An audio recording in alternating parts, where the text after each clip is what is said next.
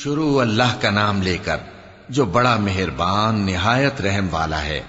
سب تعریف اللہ ہی کے لیے ہے جو سب چیزوں کا مالک ہے، یعنی وہ کہ جو کچھ آسمانوں میں ہے اور جو کچھ زمین میں ہے سب اسی کا ہے، اور آخرت میں بھی اسی کی تعریف ہے، اور وہ حکمت والا ہے، خبردار ہے۔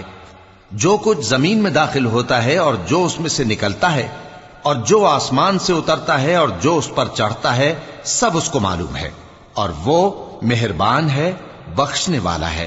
اور کافر کہتے ہیں کہ قیامت کی گھڑی ہم پر نہیں آئے گی۔ کہہ دو کیوں نہیں آئے گی؟ میرے پروردگار کی قسم وہ تم پر ضرور آ کر رہے گی۔ وہ پروردگار غیب کا جاننے والا ہے، ذرہ بھر چیز بھی اس سے پوشیدہ نہیں، نہ آسمانوں میں اور نہ زمین میں، اور کوئی چیز ذرے سے بھی چھوٹی یا بڑی نہیں مگر کتاب روشن میں لکھی ہوئی ہے، اس لیے کہ جو لوگ ایمان لائے اور عمل نیک کرتے رہے ان کو بدلہ دے۔ یہی ہیں جن کے لیے بخشش اور عزت کی روزی ہے، اور جنہوں نے ہماری آیتوں کے بارے میں ہمیں ہرانے کی کوشش کی ان کے لیے سخت درد دینے والے عذاب کی سزا ہے۔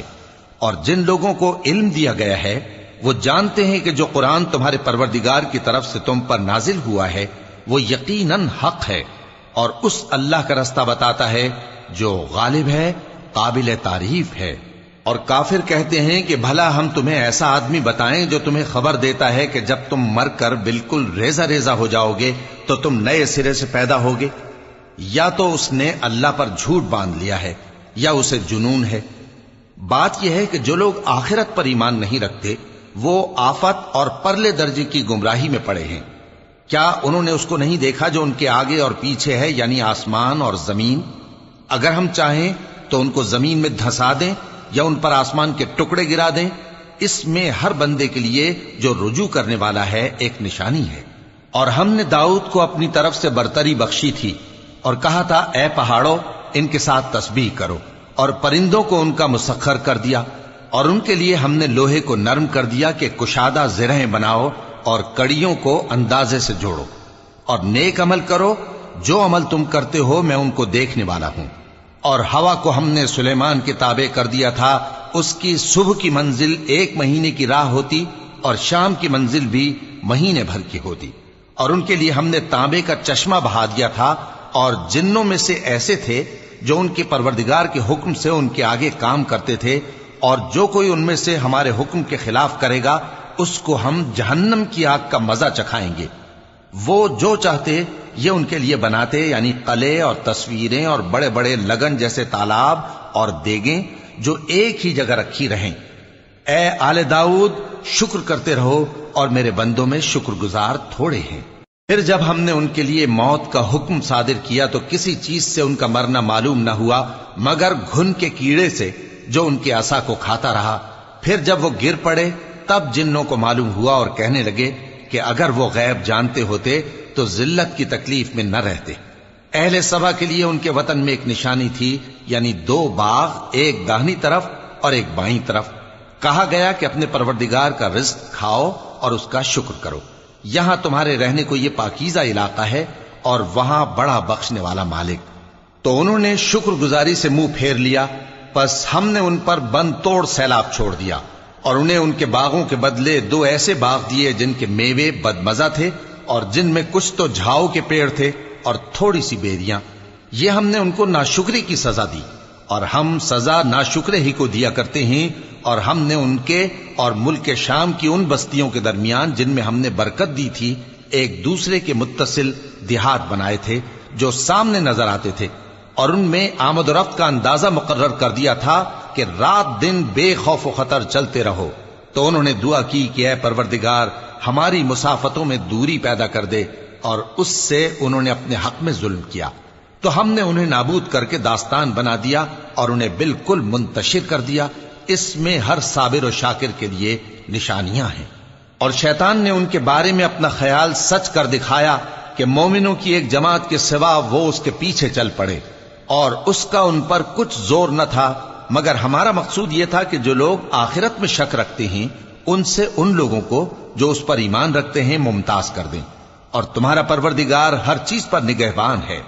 کہہ دو کہ جن کو تم اللہ کے سوا معبود خیال کرتے ہو ان کو بلاؤ، وہ آسمانوں اور زمین میں ذرہ بھر چیز کے بھی مالک نہیں ہیں، اور نہ ان میں ان کی شرکت ہے، اور نہ ان میں سے کوئی اللہ کا مددگار ہے، اور اللہ کے ہاں کسی کے لیے سفارش فائدہ نہ دے گی مگر اس کے لیے جس کے بارے میں وہ اجازت بخشے، یہاں تک کہ جب ان کے دلوں سے اضطراب دور کر دیا جائے گا تو کہیں گے کہ تمہارے پروردگار نے کیا فرمایا ہے؟ فرشتے کہیں گے کہ حق فرمایا ہے، اور وہ عالی رتبہ ہے، گرامی قدر ہے۔ پوچھو کہ تم کو آسمانوں اور زمین سے کون رزق دیتا ہے؟ کہو کہ اللہ، اور ہم یا تم یا تو سیدھے رستے پر ہیں یا کھلم کھلا گمراہی میں۔ کہہ دو کہ نہ ہمارے گناہوں کی تم سے پرسش ہوگی اور نہ تمہارے اعمال کی ہم سے پرسش ہوگی۔ کہہ دو کہ ہمارا پروردگار ہم کو جمع کرے گا، پھر ہمارے درمیان انصاف کے ساتھ فیصلہ کر دے گا، اور وہ خوب فیصلہ کرنے والا ہے، صاحب علم ہے۔ کہو کہ مجھے وہ لوگ تو دکھاؤ جن کو تم نے اللہ کا شریک بنا کر اس کے ساتھ ملا رکھا ہے۔ کوئی نہیں، بلکہ وہی اللہ غالب ہے، حکمت والا ہے۔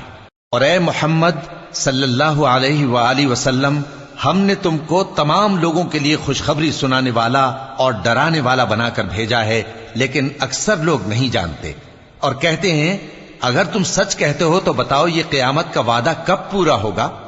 کہہ دو کہ تم سے ایک ایسے دن کا وعدہ ہے جس سے نہ ایک گھڑی پیچھے رہو گے اور نہ آگے بڑھو گے۔ اور جو کافر ہیں وہ کہتے ہیں کہ ہم نہ تو اس قرآن کو مانیں گے اور نہ ان کتابوں کو جو اس سے پہلے کی ہیں، اور کاش ان ظالموں کو تم اس وقت دیکھو جب یہ اپنے پروردگار کے سامنے کھڑے ہوں گے اور ایک دوسرے پر الزام دھر رہے ہوں گے۔ جو لوگ کمزور سمجھے جاتے تھے وہ بڑے لوگوں سے کہیں گے کہ اگر تم نہ ہوتے تو ہم ضرور ایمان لے آتے۔ جو لوگ بڑے بن بیٹھے تھے وہ کمزوروں سے کہیں گے کہ بھلا ہم نے تم کو ہدایت سے جب وہ تمہارے پاس آ چکی تھی روکا تھا؟ نہیں، بلکہ تم ہی گناہگار تھے۔ اور کمزور لوگ ان بڑے لوگوں سے کہیں گے نہیں، بلکہ تمہاری رات دن کی چالوں نے ہمیں روک رکھا تھا جب تم ہم سے کہتے تھے کہ ہم اللہ سے کفر کریں اور اس کا شریک بنائیں۔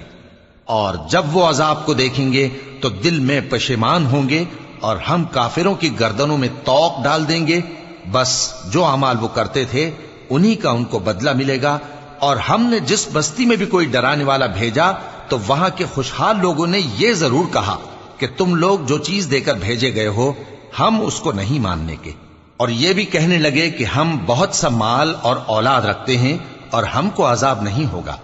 کہہ دو کہ میرا رب جس کے لیے چاہتا ہے روزی فراخ کر دیتا ہے اور جس کے لیے چاہتا ہے تنگ کر دیتا ہے، لیکن اکثر لوگ نہیں جانتے۔ اور تمہارے مال اور اولاد ایسی چیز نہیں کہ تم کو ہم سے قریب کر دیں۔ ہاں، ہمارا مقرب وہ ہے جو ایمان لایا اور عمل نیک کرتا رہا۔